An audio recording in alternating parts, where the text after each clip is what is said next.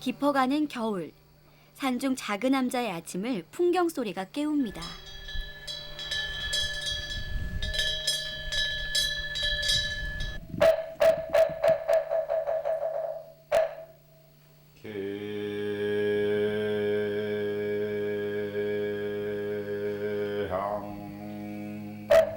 화답이라도 하듯 들려오는 스님의 연불 소리.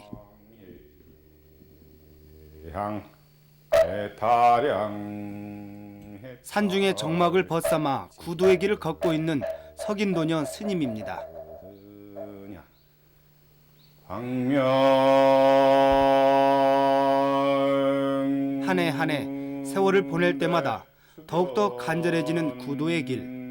그 지난한 길 위에서 깨달은 인생의 참된 의미를 들어봅니다.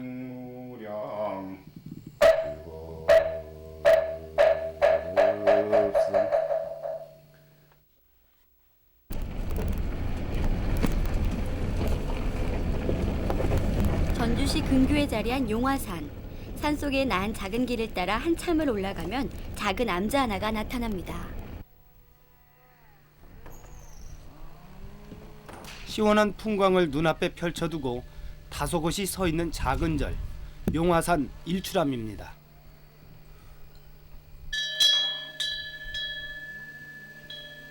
사람의 기척을 느낄 수 없는 작은 암자. 어쩌다 불어오는 바람이 잠시 머물다 갈 뿐입니다.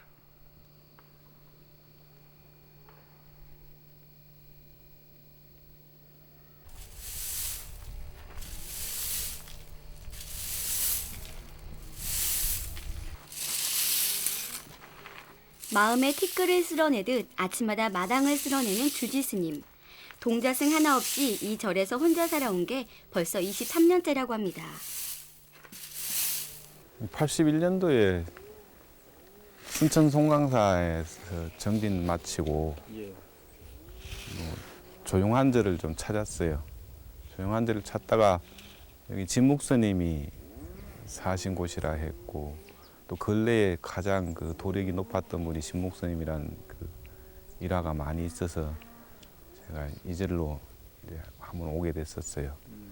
처음에 이제 아침에 해 뜨는 광경이 너무 좋고 또 조용하고 그래서 살고자 원했는데 인연이 잘 안 닿고, 그래서 전주 송광사에 가서 500나안전에서 100일 기도를 마치고 그 뒤에 이제 군대 갔다가 바로 또 일도 왔어요.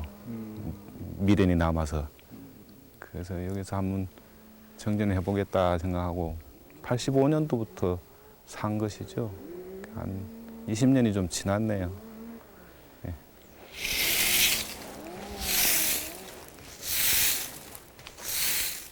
아무리 수행자라고 하지만 도반들이 모여있는 큰 절을 마다하고 혼자 정진하는 작은 암자를 택한 데는 그만한 이유가 있을 것 같은데요. 스님과 일출암의 인연은 좀 각별합니다.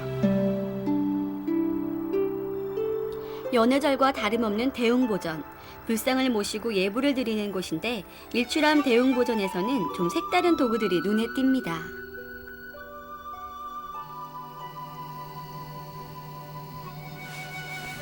아침마다 수행을 하듯 불화를 그리는 석인도녀 스님. 돌가루로 물감을 내어 천수천한 관음도를 그리고 있습니다. 불당이 곧 스님의 작업실인 셈인데요. 어떤 예술을 하기 위함이 아니고 수행을 하기 위함이죠. 자기의 완성. 자기의 완성된 사람은 열애라 그러죠. 열애라 그러고, 또한 세상을 구제하고 나를 건지는 것은 보살이라 합니다. 그 중에서는 이제 간세음 보살님이 대표적인 그 보살님인데, 간세음을 그리고 있다는 것은 간세음 보살님을 계속 염하고 있다고 생각하시면 돼요. 염불 속에서, 염불선 속에서 지금 그리고 있는 것이 어떤 예술가로서 뭐 예술을 표현하기 위해서, 뭐 상을 받기 위해서 이렇게 하는 건 아니고, 모든 사람이 간세음 보살님을 통해서 자기 그 아픈 상처를 다 치유할 수 있게끔 이 보살의 자비를 실현하고 있는 거죠.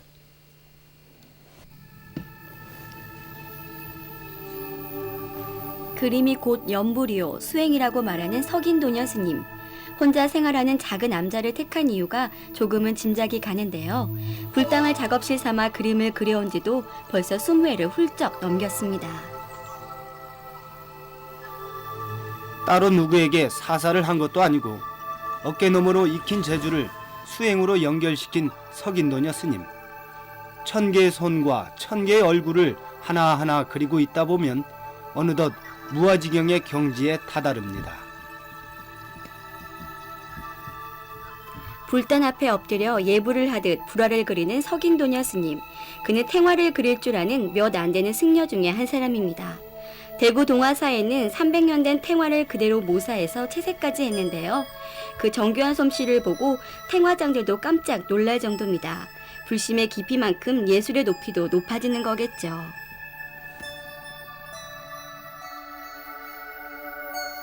지극한 마음이 있으면 못 해낼 것이 없다고 하는데요. 스님은 직접 이 절을 중창하기까지 했습니다. 예, 제가 직접 다 일을 할 수는 없는 것이고 목수님들, 도편수 외에 대목장들만 데리고 이제 도편수 이런 데가 하고 그래서 이 질을 완성하게 되는데 처음 왔을 때 이 진묵스님이 살았던 절들이란 것이 다 그렇게 퇴락돼 있었습니다. 한 300년이 지난 절들이고 그리고 또 이조 불교가 워낙 불교세가 약해서 불사도 제대로 못 해놓은 상태라서 집들이 그냥 민간인 집들보다 조금 더 낮게 지어졌는데 오래 보수도 않고 기와 번화도 않고 그러다 보니까 다 이제 비도 새고 퇴락돼서 거의 다 새로 이제 중창불사를 시작했는 거죠.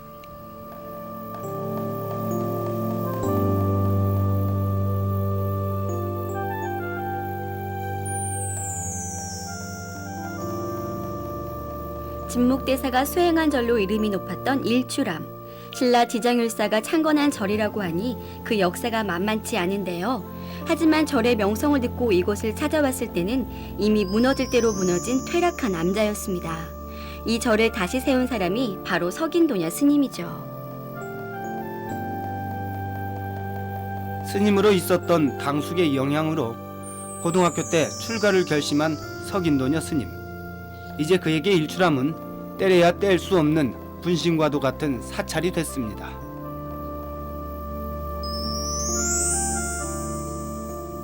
규모는 작지만 오래된 신도들이 자주 찾아오는데요. 가끔씩 찾아오는 신도들이 산중 생활의 또 다른 재미입니다. 찾아온 신도들을 그냥 보낼 수 없어 좋은 말 한마디로 허한 마음을 채워주는 석인도녀 스님. 선을 배우다 보니까 이렇게 간결한 말, 차를 차나 한 잔 드시고 가세요. 놓으세요. 이런 어떤 간결한 말이 진정한 우리에게 살아있는 법음이 돼서 자기 자신을 깨달을 때까지 이렇게 스승이 될 수가 있는 그런 좋은 수행법이 참선이죠. 이렇게. 다 드세요. 다 식었네. 수행자에게는 일상의 모든 행위 하나하나가 수행의 법도에 어긋남이 없어야 하는 법. 손수 신도들을 맞이하여 차 한 잔 내어주는 수고름이야말로 스님에게는 즐거운 수행입니다. 그 즐거운 수행에 동참하고 싶어 신도들은 기꺼이 먼 길을 걸어 이곳 산중까지 찾아오는 것이죠. 발품을 파는 대신 맑은 마음 하나 얻어갈 수 있으니까요. 우리 그 부처님 이후에 지금 3,000년을 내려오면서 스님께서는 어떠한 저희들한테 가르침을 말씀으로 하시는 분이 아니라 몸소 저희들한테 보여주시기 때문에 그걸 스님의 가르침을 저희들이 어떻게 말로 표현 말씀을 드린다는 것은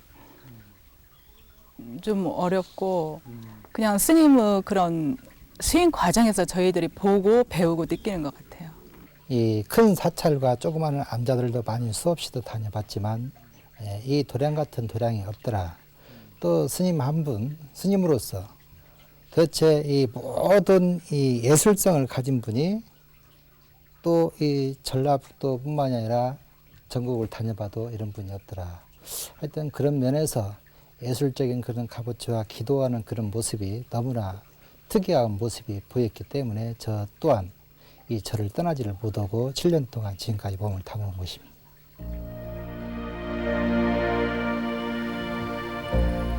눈에 보이는 것은 첩첩이 상중. 그물에 걸리지 않은 바람처럼 살라는 것이 부처의 가르침이지만 살다 보면 도처에 걸림돌이 있고 유혹이 있고 허방이 있습니다. 보살도 동자승도 없이 20회 넘게 혼자 살고 있는 스님. 사는 것이 곧 수행이요 고행이라 했으니 그 가르침을 몸소 실천하며 살고 있는 것입니다. 그것이 구도의 길이고 인생의 길이기 때문입니다.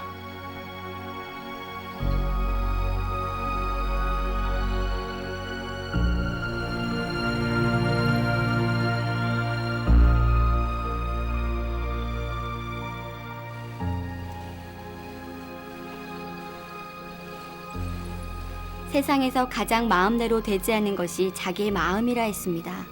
마음을 닦을 요량으로 하루 한두 시간씩 정진하는 서해. 어릴 때 큰 스님 어깨너머로 배운 것이지만 이제는 작품전을 가질 정도로 스님만의 세계가 깊어졌습니다. 도는 배우는 것이 아니라 닦는 것이라 했으니 스님에게 서해는 곧 마음을 닦는 행위죠.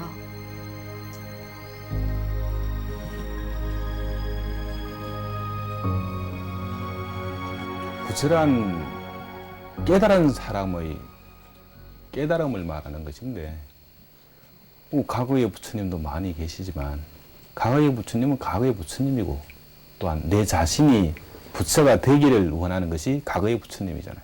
그러면 내 자신이 부처 되는 길, 그 자기 자신의 본성, 본질, 그걸 깨닫는 것인데 제가 볼 때 아무것도 존재하지 않아요. 존재하지 않는 그것이 무가 아니거든요. 자, 그러면 행은 하고 있다. 행을 하고 있는데 거기에서 흔들리지 않느냐, 걸리지 않느냐, 윤회에 걸리지 않느냐. 그러면 그 모습은 어떤 것인가? 그걸 이제 스스로 깨달아가는 거죠.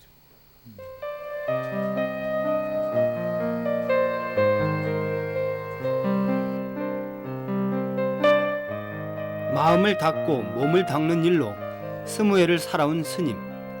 그 결실로 남은 것이 스님의 작품집입니다. 직접 지은 선시와 서예 작품들이 조화를 이루고 있는 스님의 작품집. 서예는 물론 문인화, 불화, 조각에 이르기까지 다양한 예술 세계를 담고 있습니다. 그동안 개인전을 연 것만도 4차례. 덕분에 승려 작가라는 타이틀을 얻었지만 여전히 스님에게 예술은 구도의 행위일 뿐입니다.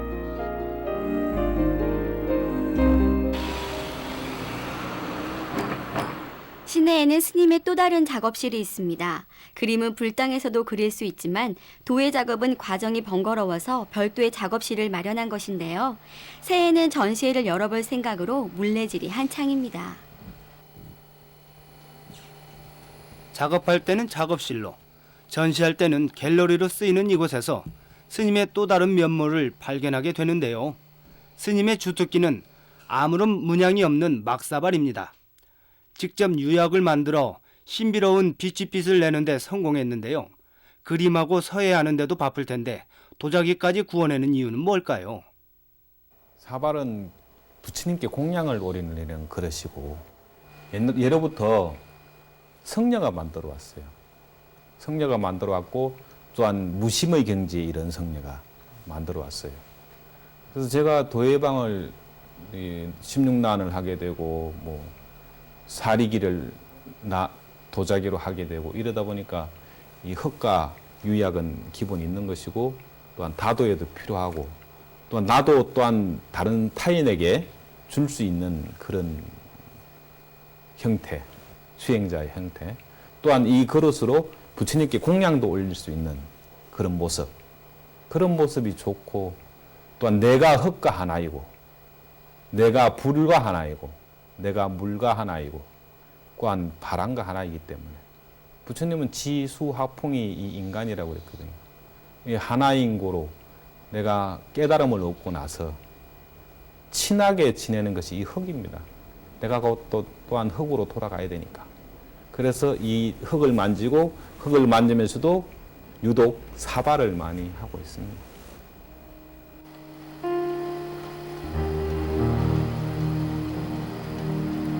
아무런 사념이 없고 티끌만한 잡념도 끼어들지 않는 무아의 경지, 몰입의 세계. 그것이 곧 도의 경지요 깨달음의 세계일 것입니다. 스님이 잠시도 몸을 쉬지 않고 무언가에 몰두하는 것도 도를 닦는 한 방법인데요. 거칠고 투박하고 아무런 기교도 없는 막사발 하나에 스님의 지극한 마음이 담겨 있습니다.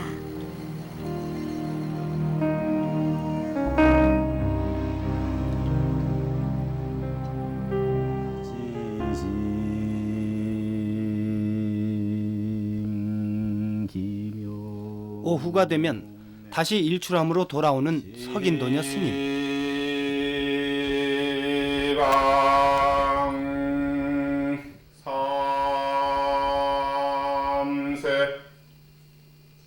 아무도 들어줄이 없는 적막한 암자에서 홀로 저녁 예불을 올립니다.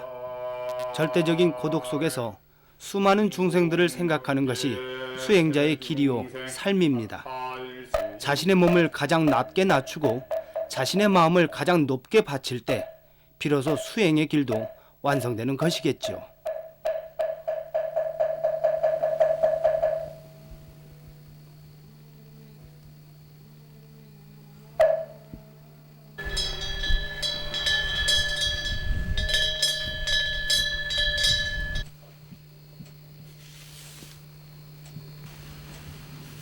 무군해를 보내고 새해를 맞이하는 날, 새롭게 펼쳐질 한 해 앞에서 어떤 마음의 자세로 살아야 하는지 스님께 말씀 한마디를 청해봤습니다.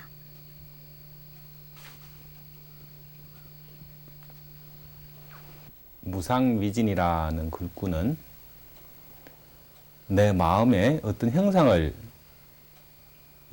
이루지 않는 상태, 무상, 무아상, 그 나라는 집착, 무인상, 내가 남보다 우월하다는 생각, 그 다음에 무중생상, 또한 내는 다른 사람보다 어리석다는 생각, 또한 무수자상, 내가 목숨이 한계가 있다는 이런 생각, 이런 생각이 없어져야 된다.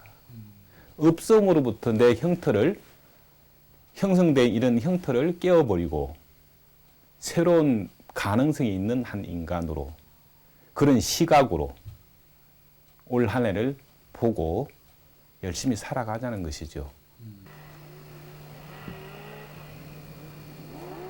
허상을 버리고 실상을 깨닫는 것. 내 속에 있는 나를 버리고 부처를 만나면 부처를 죽이라 했으니 진정한 참 나를 발견하는 일은 수행자에게도 쉽지 않은 일입니다. 속세와 산중은 멀게만 보이지만 자기 자신을 바로 보는 눈만 있다면 그리 멀지 않다고 스님은 말합니다. 항상 자기 자신을 성찰하게 되는데, 놓아라 이런 것은 마음을 먼저 놓아라는 것이죠. 그럼 마음은 존재하지 않는데 왜 마음을 놓아라? 마음에 묻어있는 찌꺼기를 놓아라. 찌꺼기.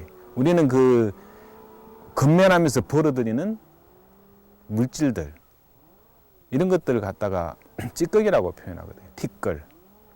부처님은 육진이라고 그랬어요. 6가지 티끌이 있다 그랬는데, 눈으로 보는 것조차 티끌이고, 볼 때도 좋은 것만 보고 싶어 하죠. 거기서 좋다는 생각, 그걸 놓아라는 거죠. 귀로 들을 때도 감미로운 음성, 나한테 이로운 말, 아부하는 말, 이런 것만 좋아하는데 그것도 또한 티끌이니까 놓아라. 코로 맡는 것도 향기만 좋아하지 말고 더러운 굳은 일도 남을 위해서 할 줄 아는 사람, 그런 어떤 보살의 사고로 볼 때 놓아라는 덕목은 우리한테 가장 유익하고, 또한 내 인생의 좌표로, 아니면 여러분들이 항상 힘들 때 그 말을 한 번씩 새겨보고 그렇게 열심히 자기 자신을 버릴 때 번민과 근심과 좌절과 이런 고통으로부터 해탈할 수 있는 어떤 그런 성숙된 인간이 될 수 있지 않는가 합니다.